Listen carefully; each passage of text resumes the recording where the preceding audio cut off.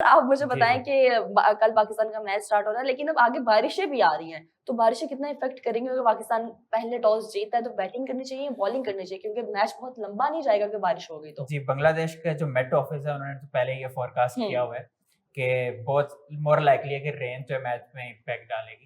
और आज भी बारिश हो रही थी बाय द वे, जब पाकिस्तान की टीम इंडोर जो है प्रैक्टिस सेशन किया। हाँ जी, बिल्कुल ऐसे ही है। तो ऑब्वियसली ये चैलेंज प्रिवेल कर सकता है।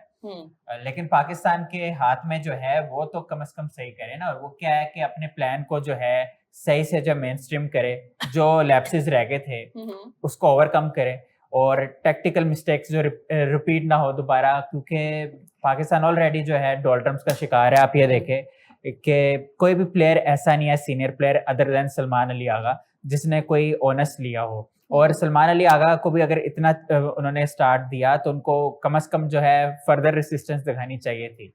तो बहुत सारे आंसर्स है जिसको आंसर करना है पाकिस्तान की टीम को। और बॉलिंग बैटरी भी जो है कोई एक्सेप्शन नहीं कर रही, बॉल कैरी नहीं कर रहा अदर देन मोहम्मद अब्बास, जो कि एक्सपीरियंस हैंड है। और उनके हवाले से भी एक नैरेटिव जो है वो बनाया गया कि वो सिर्फ मखसूस कंडीशंस द बॉलर है, यानी सैना कंट्रीज का। लेकिन ऐसा नहीं है, उन्होंने जो है इस नैरेटिव को भी जो है वो किल किया और अपना एक्सपीरियंस यूटिलाइज किया। बाकी मुझे लगता है साजिद खान को जो है वो इंडक्ट करना चाहिए, क्योंकि वो ऐसे बॉलर है, ये एक परसेप्शन बना लेना कि मखसूस कंडीशंस का है तो फिर बॉलर का मुराल जो है ऐसे डैम्पन हो जाता है।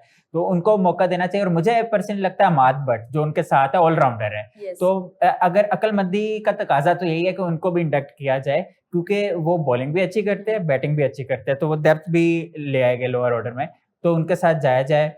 और बॉडी लैंग्वेज बेहतर रखनी चाहिए। शान मसूदीन डीप हीट है इस वक्त। और ज्यादा बाबर आजम की बात है तो वो भी आते मोर लाइकली कल खेलेंगे, लेकिन उनको भी जो है काफी सवालों का जवाब देना है अपनी अच्छी परफॉर्मेंस से, क्योंकि बांग्लादेश के खिलाफ जो बहुत हाई है बाबर आजम बिल्कुल, जो आखिरी 2 मैचेस खेले उन्होंने 64 रन किया 4 इनिंग्स में, तो he really needs to flex his muscles. Yes. और यहाँ पे कमेंट आ रहा है एक रफत का, love from Bangladesh, love back, more love from Pakistan. Bangladesh से माशाल्लाह बहुत व्यूअर्स आ रहे हैं, देख रहा हूं। बिल्कुल। और एक उन्होंने कमेंट किया, वी हैव 3 चेंजेस। बांग्लादेश की बात कर रहे हैं वो, both openers and Taskin out in case of injury, 2 more new left hand opener, Shariful include the squad. हाँ, शादमान इस्लाम भी उनके प्लेयर है, वो भी नहीं है मेरे। शादमान की जगह जाकिर आया।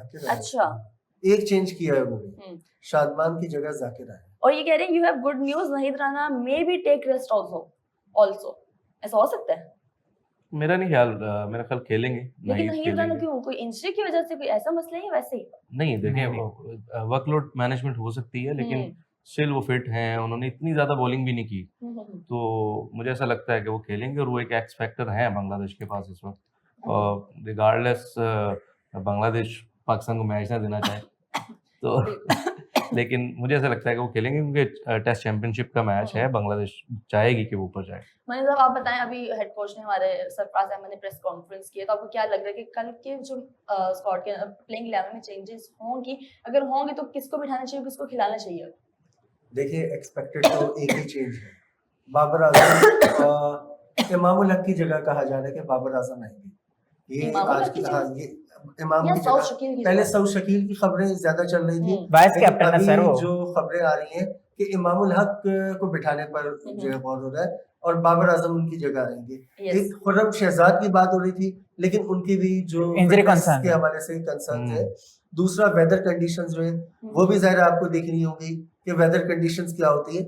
दूसरा, शुरू में आपने एक बात की थी कि क्या क्या गलतियां हुई थी, हमें किस किस चीज को सही करना होगा। तो यहाँ सवाल ये बनता है कि सही क्या हुआ था।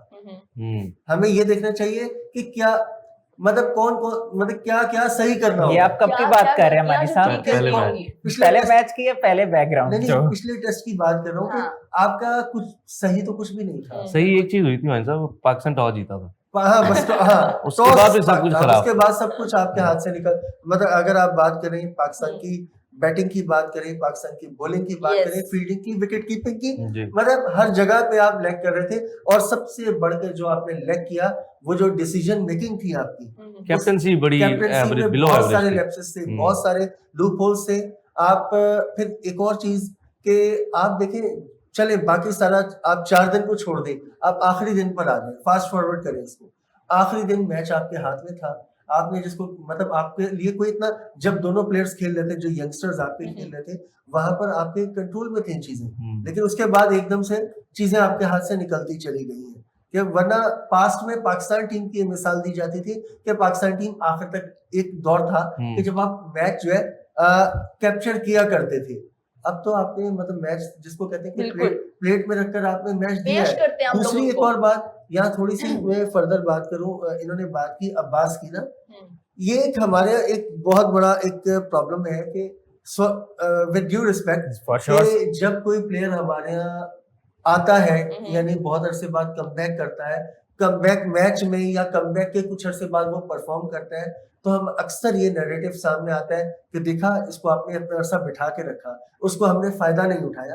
हम कुछ चीजों को समटाइम भूल जाते हैं। No doubt I like Abbas, कि अब्बास ने जिस तरह के स्टार्ट किया था बहुत अच्छा परफॉर्म, पहले 10 टेस्ट में अब्बास के 59 विकेट थे, लेकिन उससे अगले आई थिंक 17 टेस्ट में या 18 टेस्ट में उनके 50 विकेट्स भी नहीं थे, उनके 50 विकेट। इसी ये दो बॉलर्स का मैं यहाँ पे एग्जांपल दूंगा, एक अब्बास और एक यही बात की जाती है यासिर शाह के केस में। यासिर शाह, ये दोनों प्लेयर्स वो थे कि जिनका अगर आप देखें यूं जाकर यूं आए।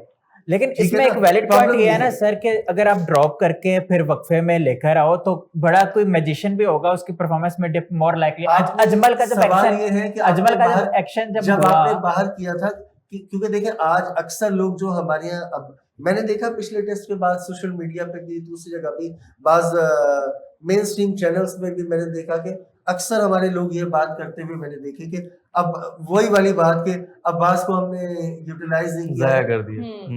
मैं मतलब बिल्कुल जिम्मेदारी के साथ ये बात कर रहा हूँ, उन्हीं लोगों को उस वक्त ये कहते हुए देखा गया कि जब अब्बास टच में नहीं थे कि आखिर हम कितने मौके देंगे, आखिर हम कितने मौके देंगे। ये तो अलमिया है परफॉर्म करते हैं तो हम कहते हैं कि ठीक है, अच्छा खेला, वेल डन, गुड, हम भी तारीफ कर। लेकिन ये चीज जो होती है ना, यासिर शाह के केस में भी मैंने यही देखा कि यासिर शाह का भी यही प्रॉब्लम था कि उन्होंने बहुत, जब तक 200 विकेट तक वो बड़ी तेजी से गए, उसके बाद 15-16 टेस्ट में यासिर शाह बिल्कुल वो हमें अपने रंग में नजर नहीं आया। और रही बात यहाँ पे प्लेइंग 11 की, जो पिछले टेस्ट में हमने किया कि हमने फास्ट बॉलर्स के ऊपर रिलाई किया, उससे बेहतर वही था जिस तरह बात की, बेहतर था कि हम अपने स्पिनर्स के ऊपर रिगार्डलेस ऑफ कंडीशंस, मतलब इन पेसर्स के साथ कि जो आपको अगर नहीं डिलीवर करके दे रहे, बेहतर था कि आप अपने स्पिनर्स के साथ चले जाते जो आपके जेन्युइन स्पिनर्स। हमने 4 फास्ट बॉलर्स लेकर गए थे ना लास्ट मैच, आपने देखे ना, उसको हसन को भी खिलाया, शाहीन को भी खिलाया, तीसरा आपके पास अब्बास ने आउट किया। उससे बेहतर था कि आप साजिद को भी उतार देते यार, कि मतलब इससे जिन बॉलर्स पे आपने रिलाई किया या ओवर रिलाई किया, उससे बेहतर था कि जो एक अरसे से आपकी स्ट्रेंथ क्या है, आपकी स्ट्रेंथ स्पिनर्स है। मैंने कहा कि रिगार्डलेस ऑफ आप कंडीशंस, आप उन्हीं के ऊपर